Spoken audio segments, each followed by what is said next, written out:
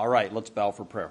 Father, we come to you in the name of Jesus, and we thank you so much for all that you've done. Thank you for the 500 years of history, and we weren't here for most of that, but you've allowed us to be a small part of it, and we sang about your kingdom earlier today, that we love your kingdom. We pray this morning that you would build your kingdom. I pray that you would give Brother Clayton the words that you want him to share about his own life and how you've led him and your faithfulness. And Lord, we just ask you to come and guide and direct and give strength and give us also receptive hearts as we hear what you're going to share with us this morning. So we just commit this time to you in Jesus' name. Amen. You may be seated. God bless you.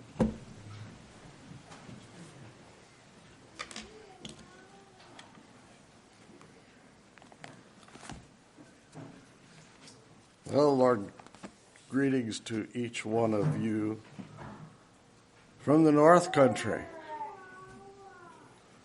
Chewela, Washington. How many have been there? Well, there's a few. I did. I went through Spokane one time, and I got to thinking, I wonder what's north of here. Well, probably just more mountains and maybe a valley like up toward Bonner's Ferry. You know, I was pretty right. That's what it is. But I never dreamed that I would live there. It's been 31 years. 31 years. I lived here for 40 years minus 2. Minus 2 years I was in 1W service in Ohio. Came back from that with a wife. So I got a blessing for being in the service. I got a blessing for the rest of my life. I mean the rest of her life.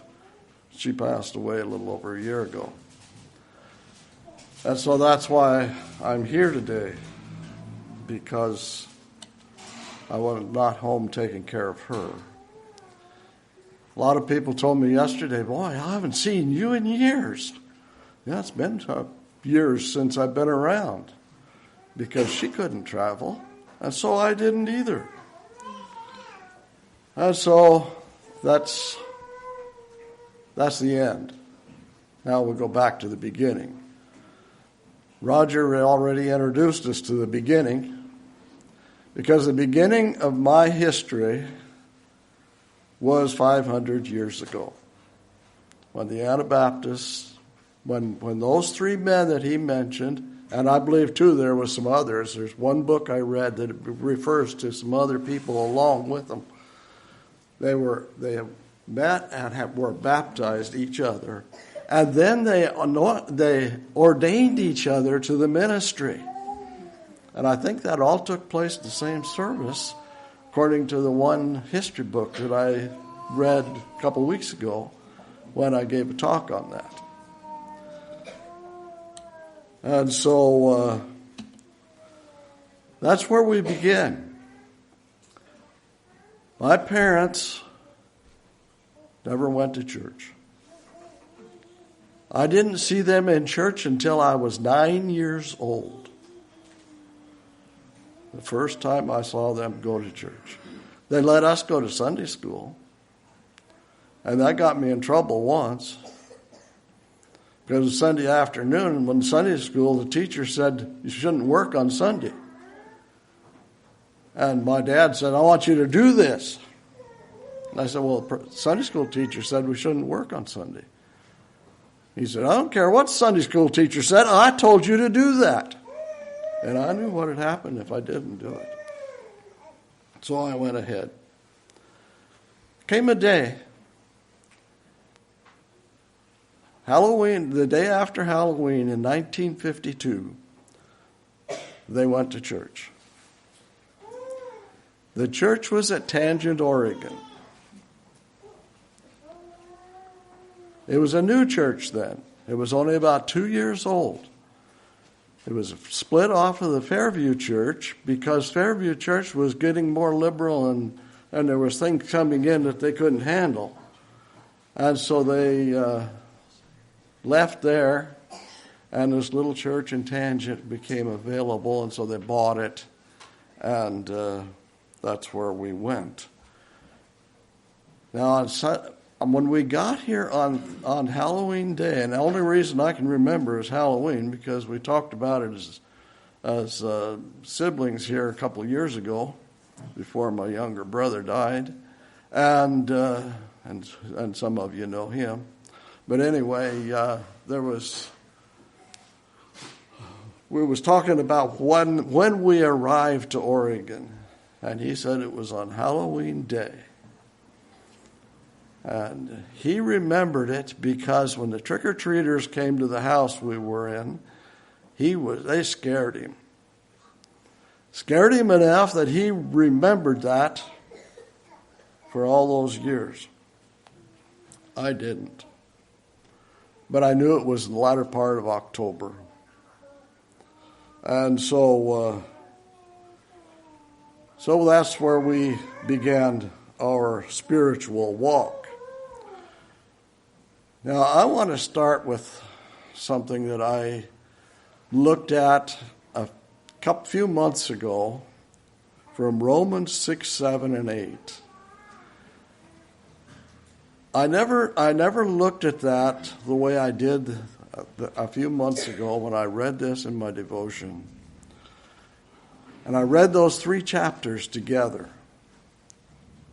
And it opened my eyes. And I said, that was me.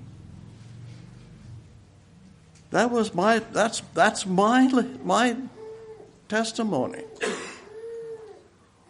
And so we're going to start by looking at a couple of verses in chapter 6. And chapter 6 is about a sinful person. We were all there. We've all been there. If we haven't been, it's because we're young. And we aren't to that age. First verse says, "What shall we say then? Shall we continue in sin that grace may abound?" Shall we continue in sin? That tells us we were in sin. We were sinners. We were estranged from God. We went our own way and not the way of God. Now let's drop down to verse 12. "Let not sin therefore reign in your mortal bodies, that ye may obey it in the lust thereof." And so that came to me. I had to renounce that way of life, that mannerisms, those words that I spoke, those thoughts that I had, they all had to disappear. Okay, let's go on to verse 16. "Know ye not that to whom ye yield yourselves servants to obey, his servants ye are to whom ye obey, whether of sin unto death or of obedience unto righteousness?" I was obeying sin. The author of sin is Satan. That's the only thing he can present is sin, because that is him. He is out there. He is bound by the Spirit of God and has an eternal destiny in hell. That's where I was. That's where I found myself. And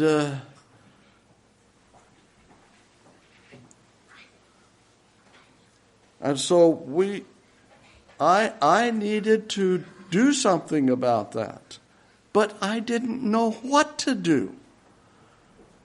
You see, my father was 20 years older than my mother, and he quit going to church when he was a child.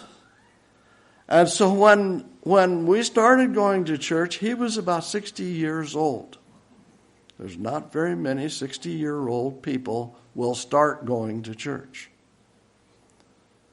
It decreases with every decade. Maybe because there's not as many people anymore at that age as there was at 20 years old. But I think it's because we get more set in our ways. And we don't want to change. Change is hard when you get older. I didn't understand that until I got old.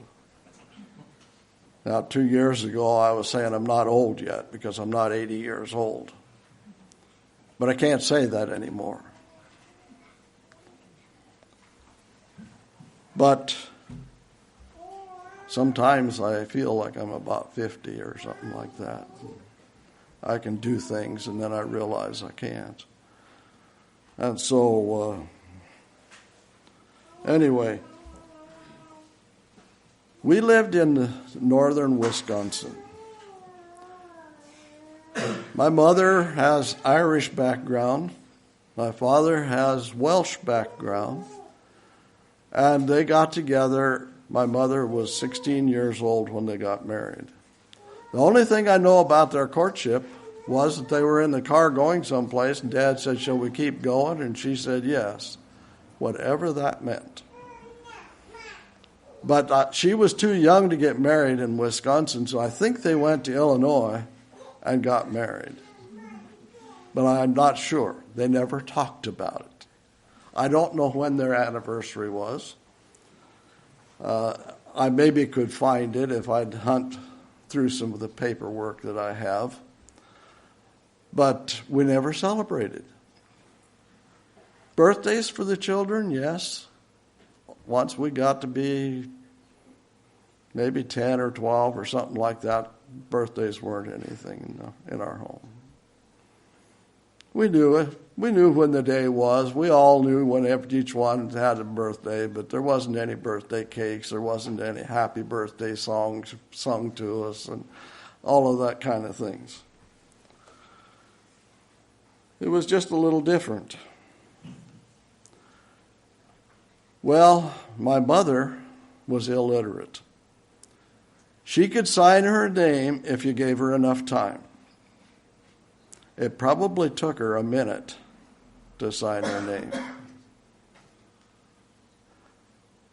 She went to school for 2 years, and dropped out, quit going to school after that, and lost everything she learned in the first 2 years, which was sad. Maybe she didn't learn much. I don't know. My grandpa, her father, was an alcoholic. And that's the reason she dropped out of school.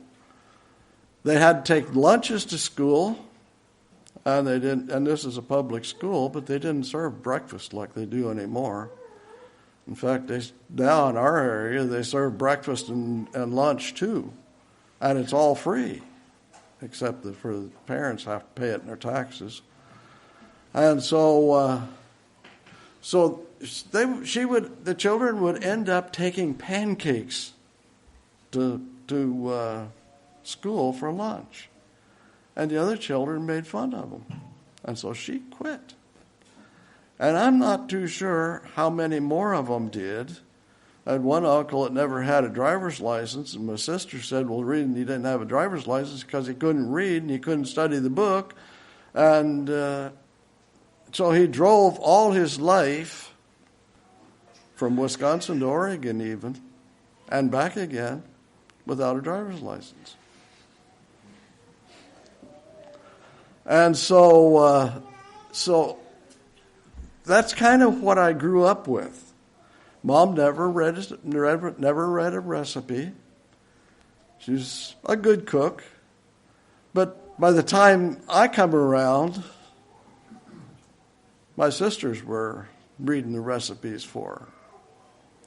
And so I don't know how she did before she had daughters that could read. And so she was a very quiet woman, She didn't say much, especially if Dad was around. And she didn't have to, because Dad talked all the time. He was worse than me, I think. Anyway, that's kind of the way it was. We grew up on a dairy farm in Wisconsin, and there was a windstorm came up. I'm going to give you a few things here, but there was a windstorm came up. We were milking cows in the evening, and all of a sudden that wind was blowing something terrible. It took that barn. Now, my sister and I had taken buckets, milk, what you feed calves with, have a bucket with a nipple on it. And we'd take it to the house to get warm water because all we had in the barn was cold water. And so we went to the house. The wind was not blowing. And we got our water and was ready to go out, and Mom wouldn't let us go out the door. She wouldn't let us stand by the door. That wind was blowing so hard. I'm sure it was over 100 miles an hour, because it took the barn and it had a hay mow like the old barns have, hay mow, and then you milk the cows down below it. It took that right even with that floor. Almost everything was gone. Now before that, and I kind of jumped ahead of myself, before that we had a house fire. We had a house with a basement, a main floor, and upstairs, and then there was a room in the attic. As I understand, I don't remember that house at all. I was probably 4 years old, maybe 5, but I don't think I was 5. My younger brother and I were standing at the window watching this fire. It was kind of spectacular. It was burning under the porch. My dad had cleaned out the coal furnace and took it outside. And I have 2 stories. My sister says he was upset with something and just took it out and gave that bucket full of hot ashes a fling. Dad says he took it out and the wind blew some of the ashes out as he went outside. Whichever one's right, I don't care. It got to fire burning underneath the porch. My grandpa was upstairs. Our 2 boys were in the window watching it. And the rest of the family, Mom and Dad and my older sister, and my older brother and my older sister were in school. Just down the road about, 2 blocks. And so this house was starting to burn. We didn't know. We weren't afraid. And all of a sudden somebody pops in the front door. They had stopped on the highway and said, "Is there anybody in the house?" "Well, yeah, the little boys. The little boys are in the house." He came in, grabbed one of us under one arm, one under the other arm, and took us out, popped us in his car, took us down to the school, and that's where we stayed. I remember my sister coming in and going to the telephone and making a phone call. I'm supposing that she called the fire department. Probably called 0, and I don't remember what kind of a phone we had. It was one of those that you crank. Most of you have never seen them unless you went to a museum. I'm guessing that's what it was. And so she gave it one crank, and the operator answered and says, "Call the fire department. We need the fire department." And they were there pretty soon, but it was too far gone. So they sprayed water on the other buildings, the barn and things. And then they went down to the school. That's what I'm told. All of this I'm told. And they went down to the school and doused the school, so that the sparks got out there and would light the school on fire. Well, that was probably, for quite a few years, that was probably the closest I ever come to dying. Because we were forgotten. If that man wouldn't have, I'm going to say it this way though, if God wouldn't have put in that man's mind to stop and check out. Now, I'm not sure what the deal was with my grandpa. My brother came from school and grabbed his extension ladder and put it up to his window and told him, "Get out here. The house is on fire." "Yeah, I'm sorting out my stuff." And he was throwing things out the window. I don't know if he ever picked them up because the house was too hot. But by the time he finally got on the ladder, the fire burst through the door of his room. And that was what my brother told me. I didn't know any of that. That was the first time that I was that close to losing my life. We'll get to the next time after a while if the clock don't go too fast. And so God knew all about everything that was going to happen. When that windstorm hit and blew our barn down, the big slabs of that roof and things landed where that house was. Now, my dad never cleaned up anything, so the basement was still there. The bricks were in the basement. Everything that was, I think the safe was even in the basement.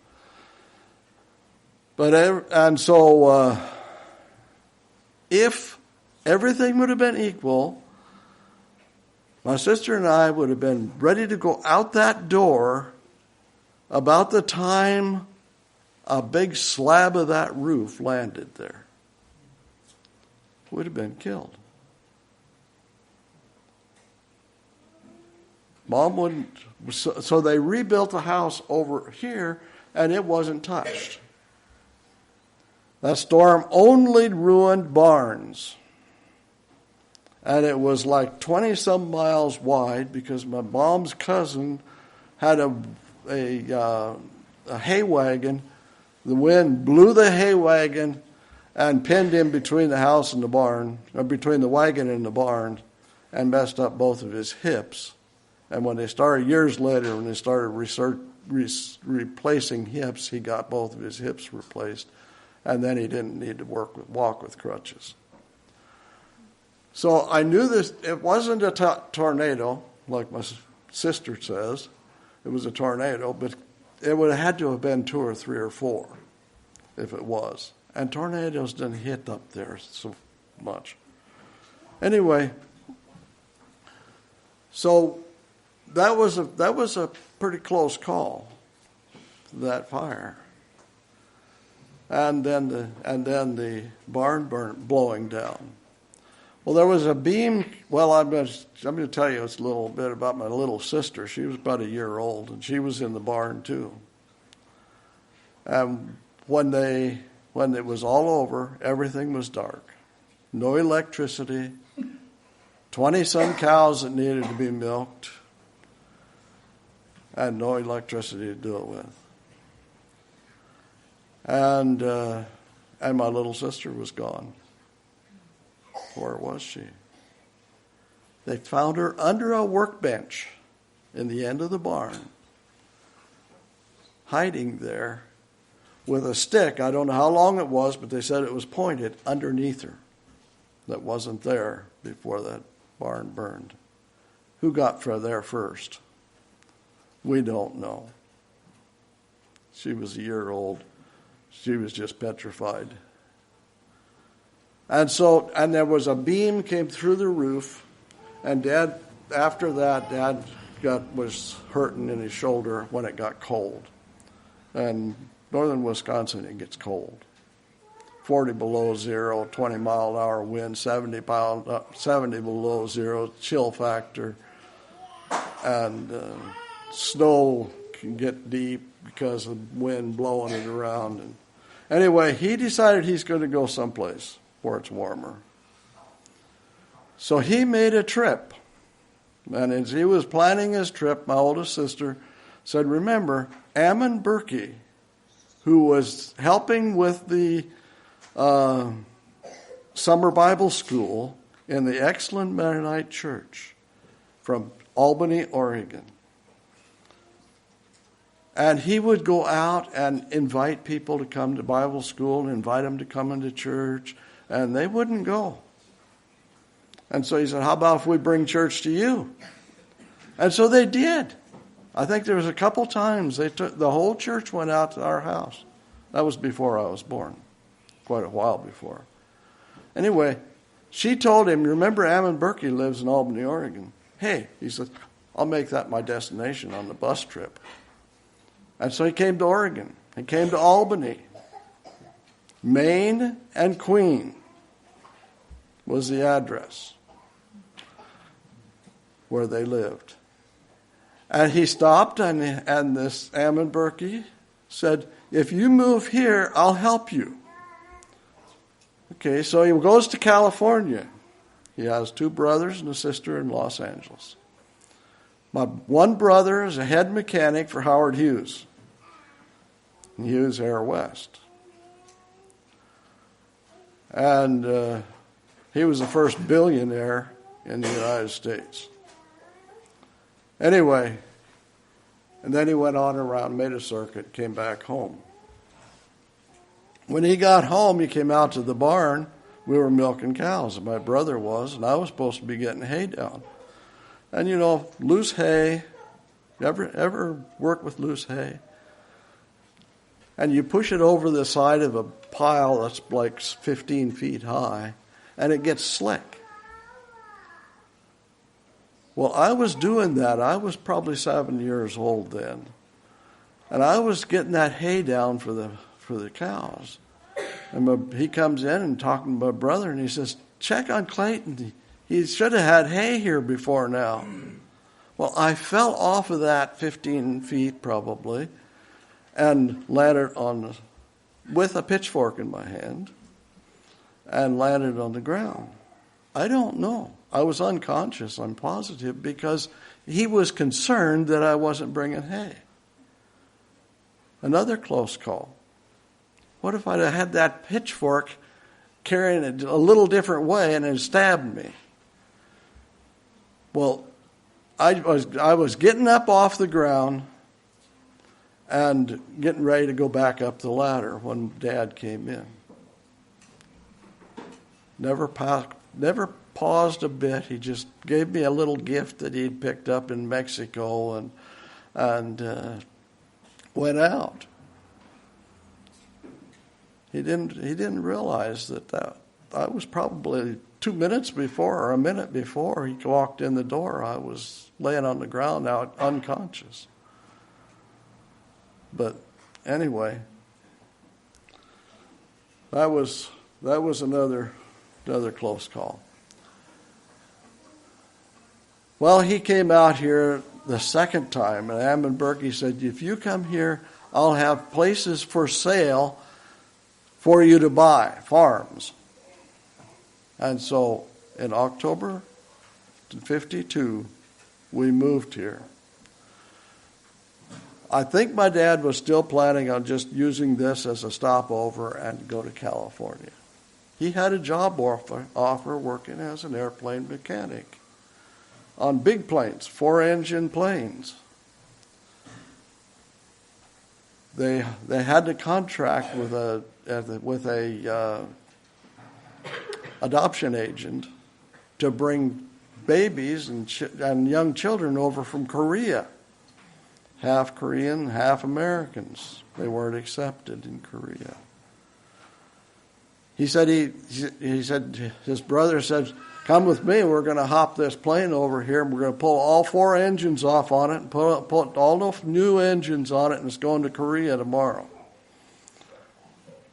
And so he got in the plane, and it's full of cribs. No seats. Just seats for the crew. All full of cribs. And they went to Korea and brought back a load of children. And they were adopted out. And he would have had a job right there. A good job.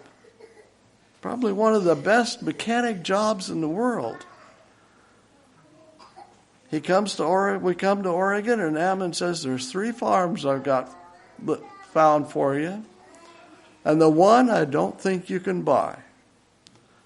It's an older woman. Her husband died a year or so ago, and she's had people interested in buying it, and they get about so close, and she backs out.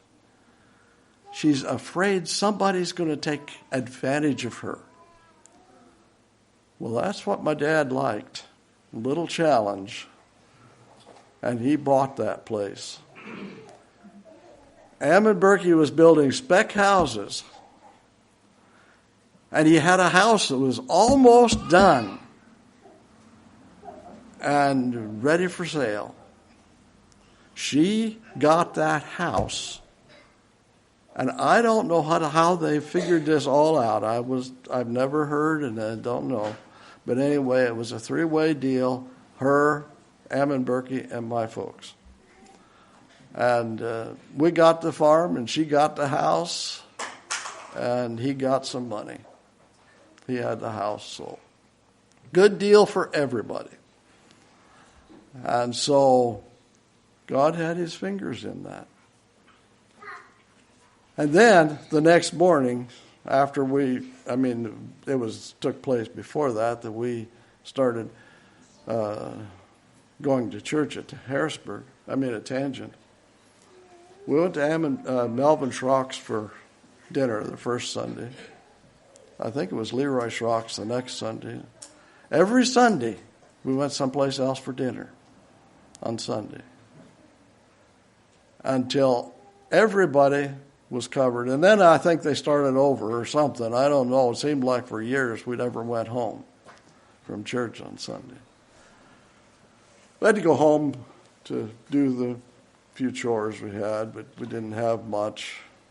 And so till the market fell out from under the prune trees that had 40 acres of prunes on that farm that he bought. About 5 acres maybe of gooseberries. Everybody like gooseberry pie? Do you? It's good if it's made right. You like to eat prunes? Right off the tree?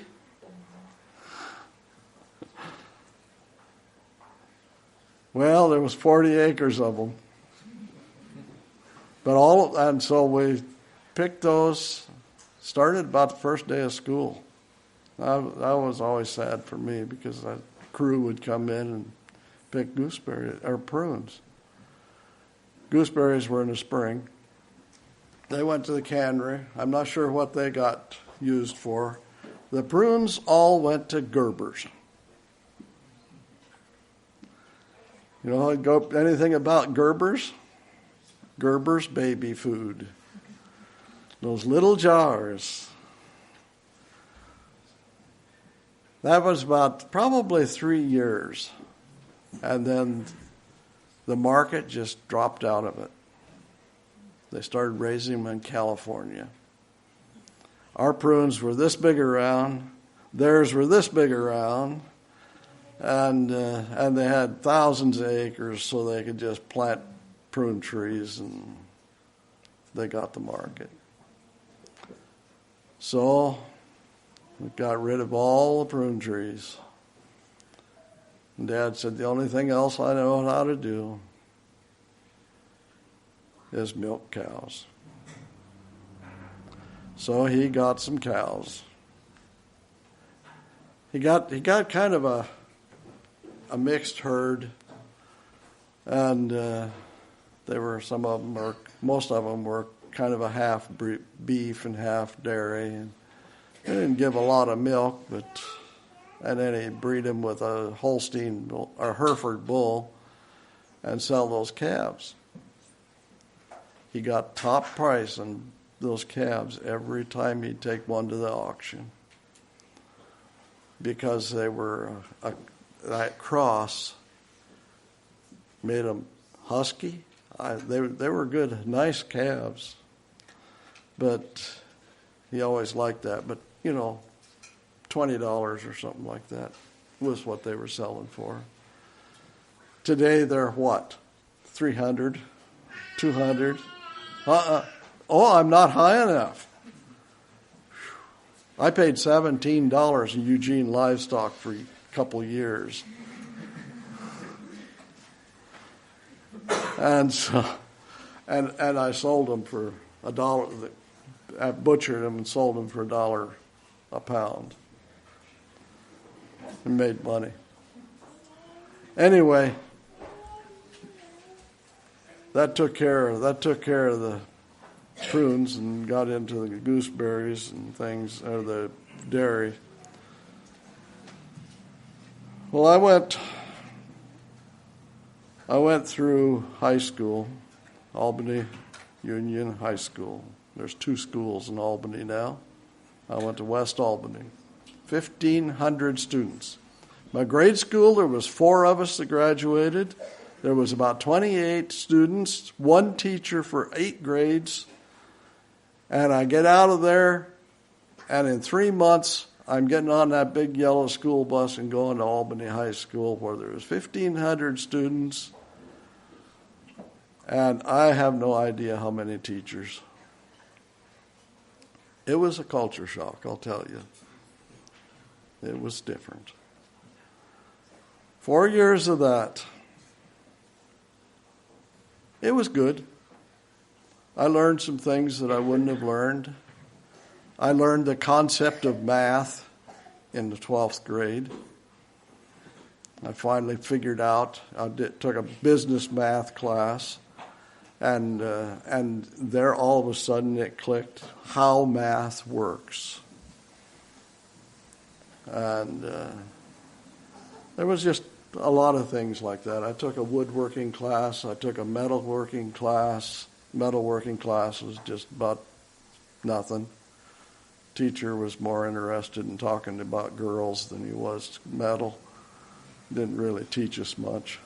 He'd always have a little huddle of a couple boys that wanted to talk about girls, and that was a couple safety classes, and that was about it. But back there somewhere, I decided I'd never work in a metal shop. I'd never work in a fab shop. I'll never work in a machine shop. I decided I'll never work in a fertilizer plant. I'll never work in a grass seed plant. And you know what? I did them all. I did them all. Fertilizer plant was only a year. But the grass seed was 14 years. Right over here. And the metal was 35 years. And now I'm building me a little shop to do woodworking, and part of it, metalworking, and the other part of it, with a wall down through the middle. And the building is up. Now I'm working on the interior. It'll take me a year or so to get that all put together if I ever make it. Somebody asked me, how long are you planning on living? And I said, at least the rest of the day, probably. I don't care what happens to it when I go. I'm having fun. I'm enjoying it. And sometimes I'll work 4 hours, 5 hours a day, whatever. And if I don't get it done, I'll let my children have it. I told Melody's husband one time, I said, you're going to want this place. So let's get it fixed up the way you want it. Because when your children when I'm done with it, your children are going to be moving out. And it was theirs to begin with. And so anyway, that's getting kind of ahead of the story. Let me think. After I got out of high school, I went to work for a row crop farmer. He had somewhere in the vicinity, well, not that much in the beginning because his wife inherited a fairly good-sized farm. He had pole beans and strawberries, boysenberries, and sweet corn. That's what he was raising. So I got a job there. He was kind of reluctant. I used to pick strawberries and beans for him when I was young and wasn't too consistent and wasn't the best worker. And so he kind of tried me out. Gave me a hoe and said there's 15 acres of boysenberries that needs to be hoed. Nobody else around. 3-4 days, I had those all hoed. It wasn't very bad. And then I went to the house. He didn't tell me what to do after that, or even if I had a job after that. I went to the house and asked his wife, and she said, okay, go over such and such a farm. Told me how to get there, about 8-9 miles away. And asked Winford what to do. So I go over there, and he says, you go and help those guys hoe raspberries. And so I went to help them, these other high school boys, hoe raspberries. Pretty soon he came back and he said, we need a tractor driver. Come with me. Well, the other boys had worked there the year before at least, through the summer. And they were a little upset because they didn't get a chance to go drive this tractor. They asked me. Well, I was raised on a farm, and so I should know how to drive a tractor, right? Never been on a tractor like that one, but anyway, that kept going until soon I was driving truck and hauling stuff to the canneries. One year I planted all the sweet corn, and by then it was about 350 acres, I think, something like that. 2 rows at a time. With an Alice-Chalmers tractor that was built in World War II. Came with steel tires, or not tires, steel wheels, because all the rubber companies were making stuff for the war. So they put rubber tires on it afterwards. But anyway, so then then the next year he bought a corn picker. We started doing custom corn picking. So I was driving a 46 GMC cab-over truck.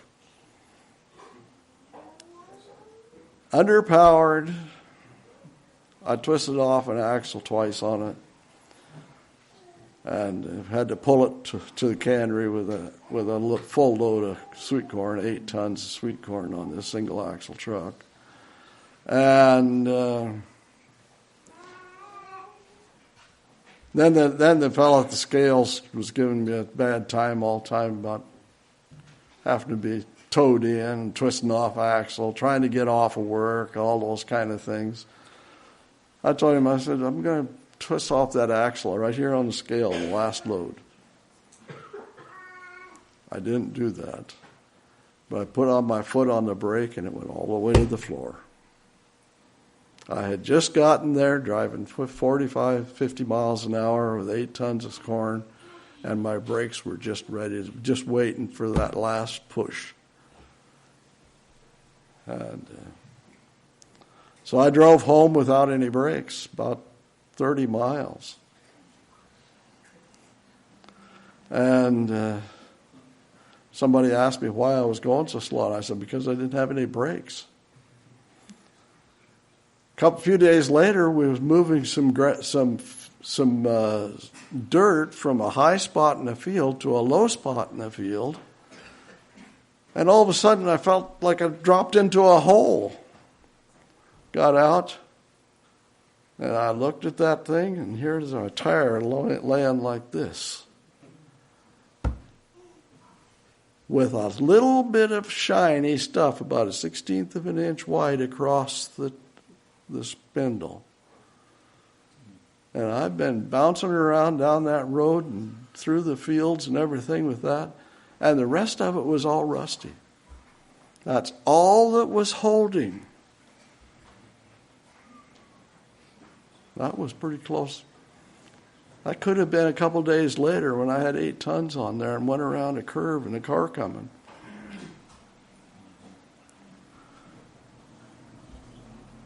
Anyway,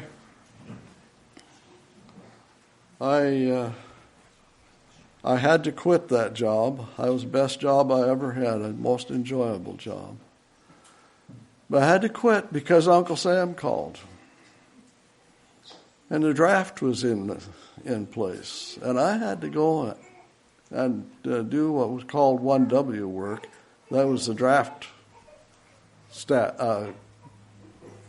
it was 1A, I don't remember what all the numbers were. But anyway, I had to go do alternate work or else go to the Army. And I didn't want to do that. I wasn't going to do that. So I went to Ohio.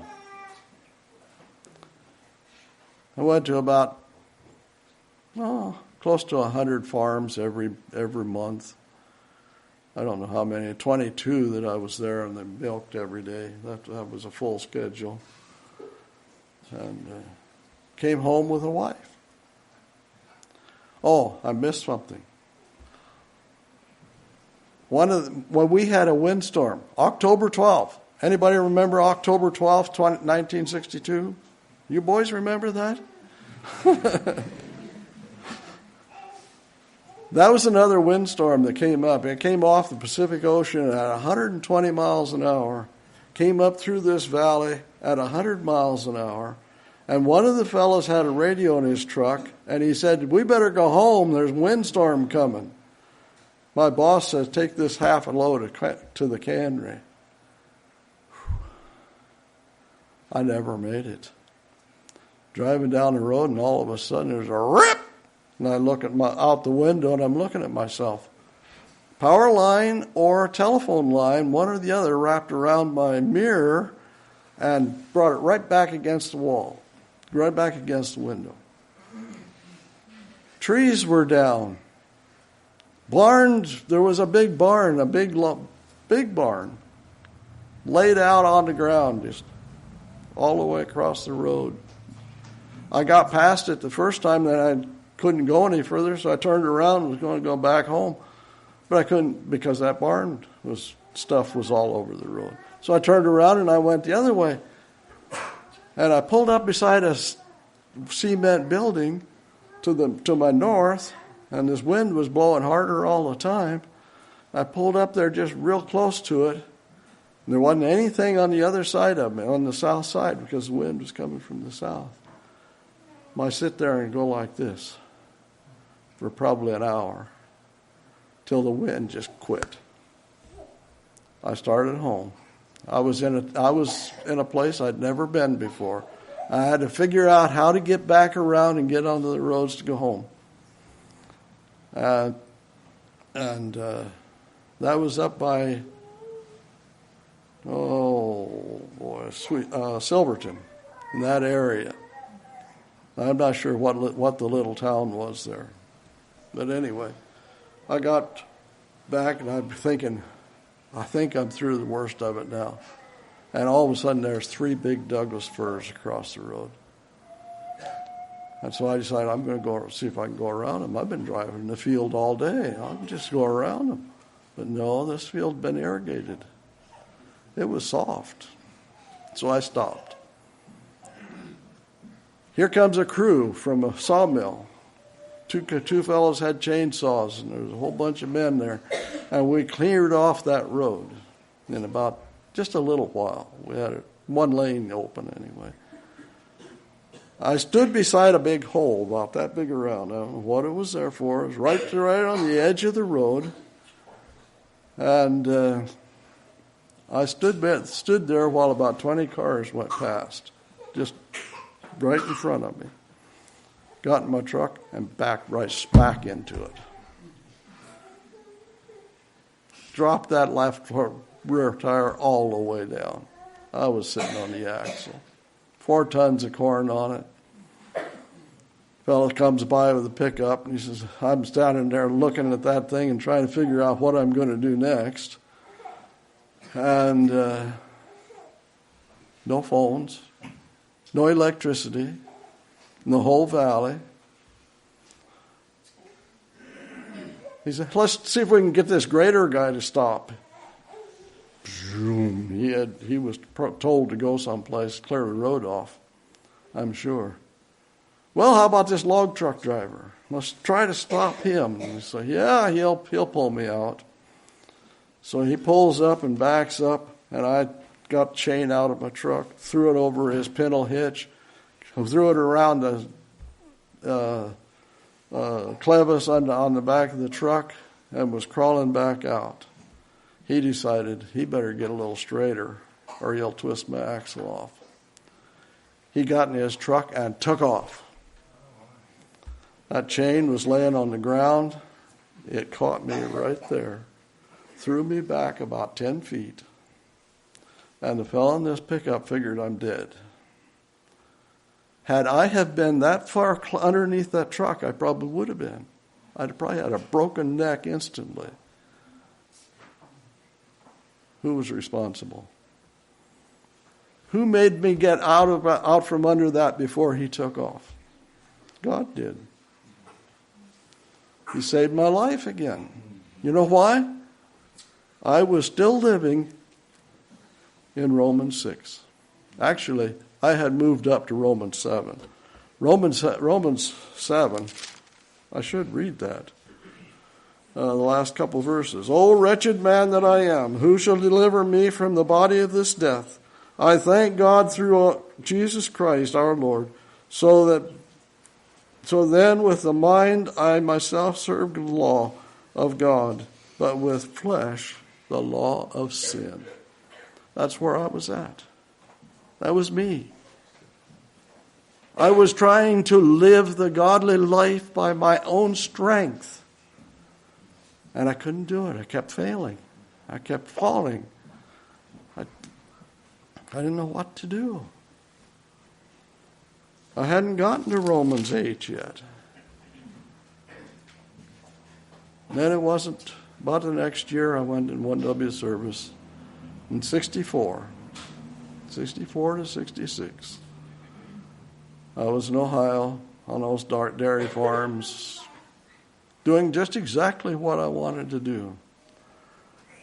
And the only reason why I got that job was because the fellow before me wasn't doing his job right. He was a loudmouth. He was talking all the time. And cows don't like that when you're in a farm. They don't like some stranger to be in there talking loud. And so he let him go early. And if I would have known and would have been able to have gotten that job when his time was up, it would have been too late. I got a letter from Uncle Sam saying it's time for you to have a job after I had the job. You know, letters pass in the mail and things. Anyway, God had it all planned out that I could have that job.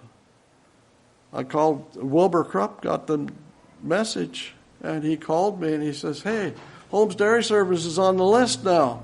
So I sent him off a letter telling him what I've given him, my credentials and everything. And he told me later, he said there was 3 people applied for that job. He said, the first one, he said it looked like his girlfriend was writing the letters. She didn't ask any questions about the job, what it was or how, or anything like that. Didn't really say anything about what he knew. And so he said that one got thrown in the wastebasket. But the other 2 of you had almost exactly the same experiences. So what am I going to do? He said, I finally decided education. Let's see where we're at with that. He went through 10th grade and I went through 12th grade and I got the job. Again, God had his fingers in that. I think he made that work. Wasn't anything I could do. Wasn't anything the boss could do. But he except figure out how he was going to do it. And so I got the job. And I got a wife as a benefit. You know, you like to get jobs when you can get benefit, right? Good education or retirement or something. Well, I got a wife. 5 children, 28 grandchildren, 10 great-grandchildren. And I don't know when it's going to quit. Then there's another little girl that comes around. She calls me Grandpa, too. She's Tim Stolzfus's sister's daughter. And she isn't living a good life. And she's not a good mom. And so she wanted them to take her. Or maybe it was his mom that wanted her. I'm not sure. But she came up for a summer. And then she goes to school. She didn't want to go to school down there. She wants to go to school up here. She wants to go to our school. So they let her come back up. She went to first grade. Second grade, nope. She's going to homeschool her. Now this girl has type 1 diabetes. Found that out when she was up our way. And so mom starts homeschooling her, and Melody calls her one day and says, "Well, how are you doing in school?" "Oh, pretty good. If I don't know the answer, Mom just writes it in for me." How's she learning anything that way? And so she came back up this fall after school started, but she just loves school. And she's got her friends. She said, "I want to live here. I don't want to go back home." But she likes to talk to her mom on the phone and things. So anyway, through that 1W service and things, I kind of got my life straightened out, turned over to the Lord. So now I am, that's 9.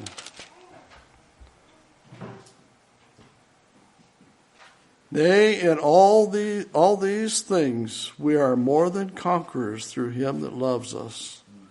For I am persuaded that neither life nor death, neither death nor life, nor any other principles, nor powers, nor things present, nor things to come, nor height, nor depth, nor any other creature shall be able to separate me from the love of Christ, which is in Jesus Christ our Lord.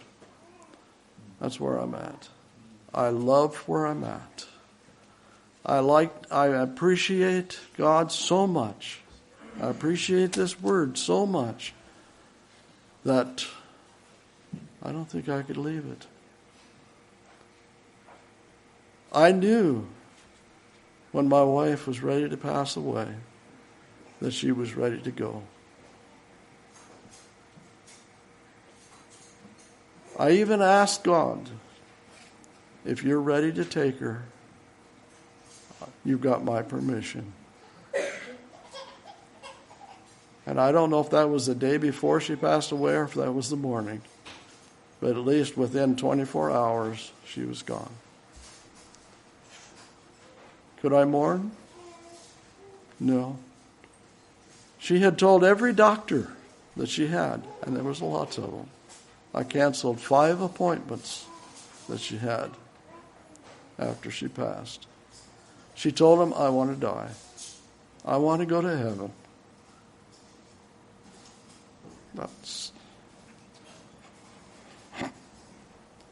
That's where her desire was. And so I found myself in a predicament.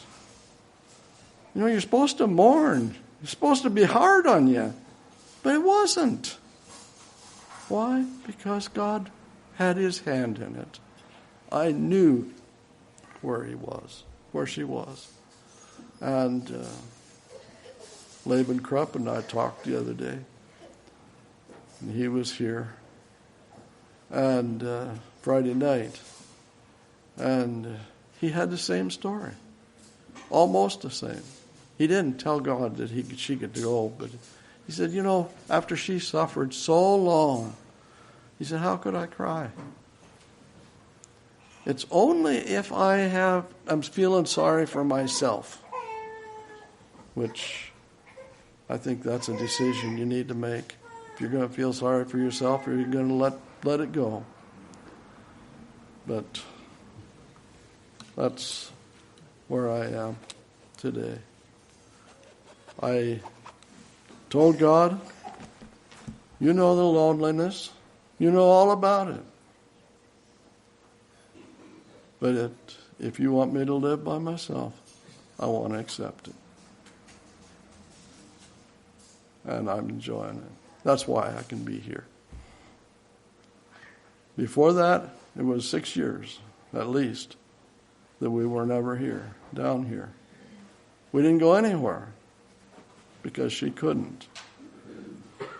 Finally bought a handicap accessible van, a wheelchair. Used it for 3 months. Sold the van. I used the wheelchair this last summer. My knee, was working in construction out there from my shop, and it was rough ground, and I was walking over that rough ground, and my knee just gave out on me, so I was trotting around with a wheelchair. And, so I'm glad I have it. I'll probably need it some more someday when I get old. Lord bless you.